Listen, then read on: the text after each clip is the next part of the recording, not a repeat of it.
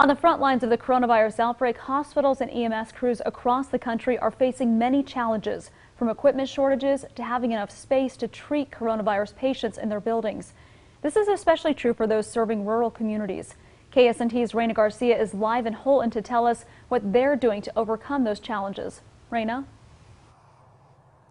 Yeah, Brooke, right now, Jackson County only has one confirmed case of the coronavirus, but Holton Community Hospital is gearing up for a possible influx of patients, all while dealing with the challenges that come with being a small hospital during this pandemic. Just like other hospitals across the country, Holton Community Hospital is doing its best to make do with what they have during the coronavirus pandemic. We've learned to think outside the box, really, to come up with things that we have on hand, buildings that we have, and just how can we utilize what we already have here. Whether that's setting up a makeshift drive-up testing center in the garage out back, or setting up tents to separate patients with coronavirus symptoms from other patients. During this time, it's important for the hospital staff to be ready for whatever comes their way, even if it's something they're not used to dealing with on a regular basis.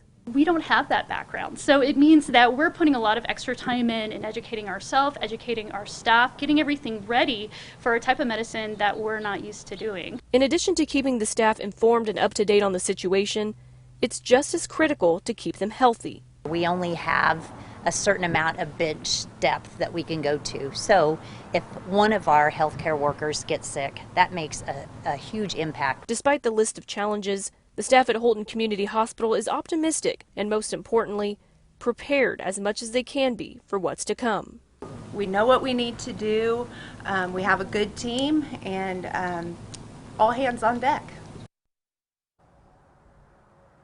The staff tells me that the community support has been really helpful in navigating this challenging situation. They say people have been making and donating things like masks, gowns, and even food, all to make sure that their staff has what it needs. Live in Holton, Raina Garcia, KSNT News. All right, thank you, Raina. Well, Jackson County EMS is also dealing with similar difficulties because things like face masks are used every time crews respond to a call. They're going through them more quickly. Jackson County has been able to get more equipment from the state recently, but the amount of equipment is based on population size, which means they won't get as much as the counties with more people. This most recent allotment came through. That's eased a lot of our concerns. We still have a few supplies, and I touch base with several vendors virtually every day to check on order shipments for additional gowns and masks and boot covers and testing kits and those types of things.